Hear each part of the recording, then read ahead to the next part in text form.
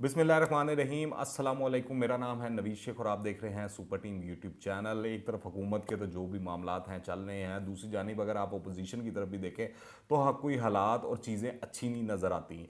जो भी कल हुआ, यूसुफ रज़ा गिलानी को जिस तरह भी उन्होंने अपोजिशन लीडर बना दिया सेनेट के अंदर, हालांकि इस सीट की कोई इतनी वैल्यू या बुकत वगैरह तो थी नहीं, पर फिर भी ज़ोर ज़बरदस्ती लगाकर जरदारी साहब ने किसी ना किसी तरह गेम में डालकर और चीज़ें बना बनू के और उन्होंने उनको करवा दिया है, सब कुछ कर दिया। अब इसका रिएक्शन तो आना था। आज जो मरियम नवाज़ ने कहा है कि सेनेट में अपोजिशन लीडर को बाप के लोगों ने बाप के कहने पर वोट दिया, ये बड़ा ही मायनी खेज उन्होंने जुमला बोला है और वाज़िया तौर पर बता दिया है कि ये तमाम गेम क्या चली है और क्या हुआ है। लोग हैरान और परेशान थे कि यूसुफ रज़ा गिलानी साहब सेनेटर कैसे बन गए और हफीज़ शेख साहब को शिकस्त कैसे दे दी। तो अब वो चीज़ें बहुत से लोगों को समझ आना शुरू हो गई हैं कि गिलानी साहब को दरअसल सेनेटर क्यों बनवाया गया, और बहुत से लोग इस चीज़ों को जोड़ रहे हैं जो कि शायद आने वाले दिनों में वाज़िया हो कि गिलानी साहब को सेनेटर बनवाया, जिस दिन बनवाया गया था उसी दिन पीडीएम को तोड़ने की वो जो कील है ना, आखिरी कील पीडीएम के अंदर ठोक दिया गया था। तो अब देखते हैं आने वाले दिनों में क्या हालात बनते हैं, चीज़ें किस तरफ जाती हैं, क्या होता है।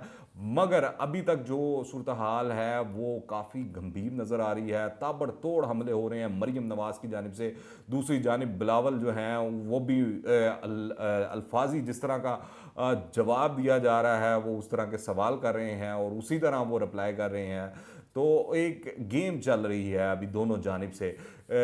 तो आने वाले दिनों में पता लगेगा ये मामलात किस तरफ जाते हैं। मरीम नवाज़ ने तो कहा है कि सब बंदी हो चुकी है और लकीर खिंच गई है। एक तरफ वो लोग खड़े हैं जो कुर्बानियां देकर अवाम और आइन की खातिर जद्दोजहद कर रहे हैं, जबकि दूसरी तरफ वो लोग हैं जिन्होंने छोटे से फ़ायदे के लिए जमहूरियत रवायात को रोंद डाला।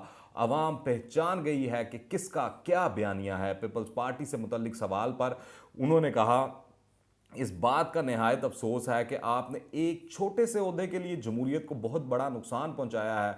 अवाम एक एक चीज़ देख रहे हैं। फिर उन्होंने ये भी कहा कि अगर ये ओहदा चाहिए था तो आप नवाज शरीफ से बात कर लेते, वो आपको वोट दे देते। आपने उनसे उन बाप से वोट लिए जो अपने बाप की इजाज़त के बगैर किसी को वोट नहीं देता।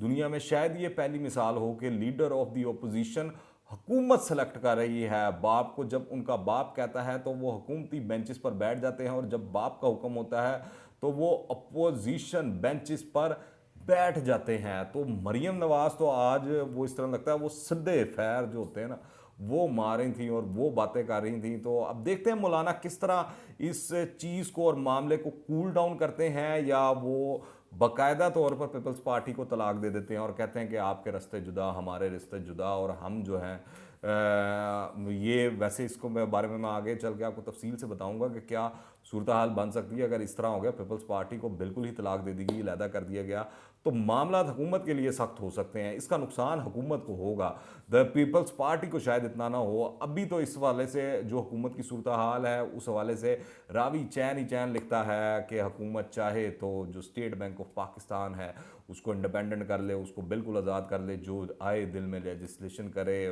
पंजाब के अंदर उस्मान बुज़दार जिसको मर्जी रिटायरमेंट के बाद जो है दोबारा कुर्सी पर ला कर बैठा दें, और इसी तरह वज़ीर आज़म की जो बेगम है खातून अव्वल जो हैं उनकी हमशीरा को जिस मर्जी अहदे पर लगा दिया जाए, और बाकी जो भी सारे मामलात हैं चल रहे हैं। महंगाई जितनी मर्जी ऊपर जाए, बिजली जितनी मर्जी महंगी कर दी जाए, कोई बोलने वाला नहीं है, कोई बताने वाला नहीं है मुल्क में, इस तरह लगता है, और कोई पूछने वाला नहीं है इनको। दूसरी जानिब जो मरियम ने जो भी गुफ्तगू की उसके जवाब में जो बिलावल हैं उन्होंने कहा है कि सेनेट में अपोजिशन लीडर के लिए नून लीग का जो उम्मीदवार है मुतनाज़ा था। तो बात उन्होंने तो ये ठीक की है कि मुतनाज़ा था, पर उसके लिए चाहिए था कम से कम नून लीग से बात कर लेते।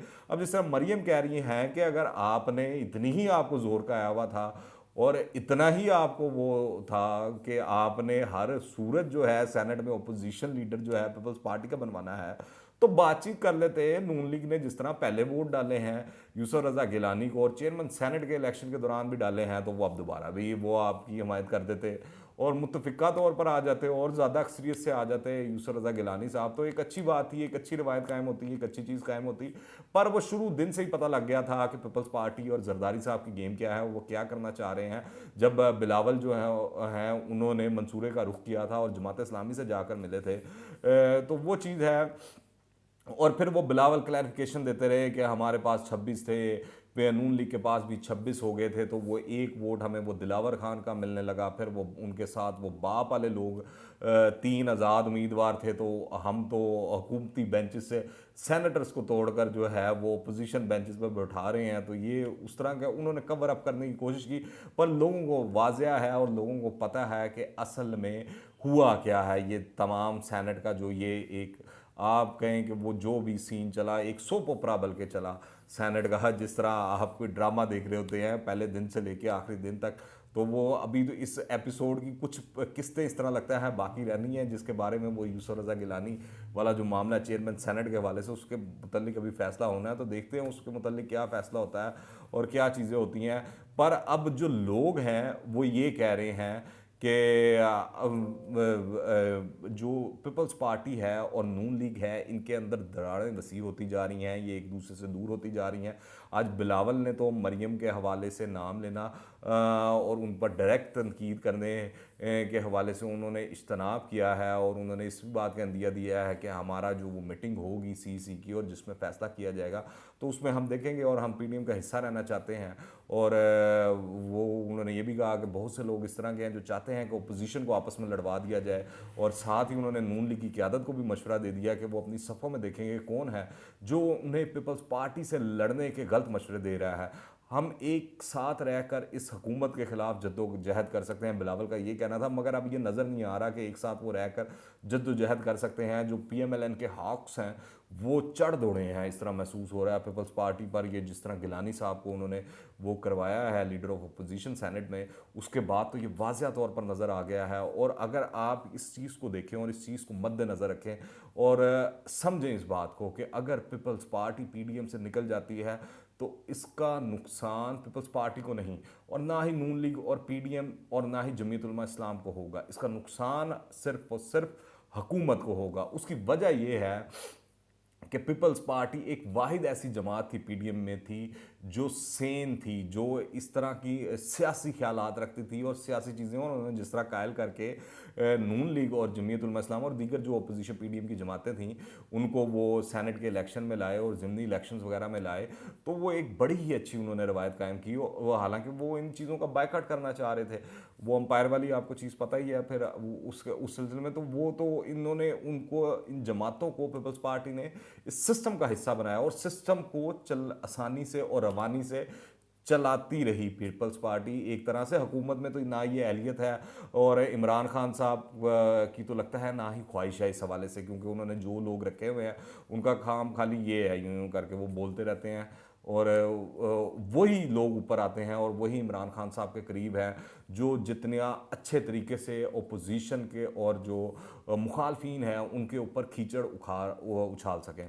तो इस वक्त ये मामला है कि अगर पीपल्स पार्टी पीडीएम से अलहदा हो जाती है और पीडीएम के अंदर जमीयत उलमा इस्लाम रह जाती है और नून लीग रह जाती है और दीगर जो छोटी मोटी जमातें हैं वो रह जाती हैं, तो उसके बाद आप ये जहन में रखें कि मौलाना और मरियम के हवाले से तो ये वाज़ा हो चुका है कि वो तो टक्कर मार रहे हैं और उन्होंने तय किया हुआ है कि हर हद तक जाएंगे। तो जब पीपल्स पार्टी निकल जाएगी तो उनको रोकने वाला कोई नहीं होगा, उनको समझाने वाला भी कोई नहीं होगा। तो वो फिर जाएंगे तो काम और मामला एक्सट्रीम पर ही जाएगा। और जिस तरह वो इस्तीफ़ों की बात की जा रही है तो शायद नून लीग और पीडीएम की जानिब से इस्तीफ़े भी दे दिए जाएं और लॉन्ग मार्च भी किया जाए और धड़ान तख्ते तक भी बात को ले जाया जाए। अगर ये ना भी सही तो कम अज़ कम पीएमएलएन और जमीयत उलमा इस्लाम मरियम नवाज़ और फजलुर रहमान की क़यादत में ये अहलियत ज़रूर रखती है कि वो हुकूमत के खड़ाक कर दें और हुकूमत की ईंट से ईंट लाजमी बजा दे, चाहे ये हुकूमत घर जाए या ना जाए, इस सिस्टम को वो उखाड़ ज़रूर सकते हैं।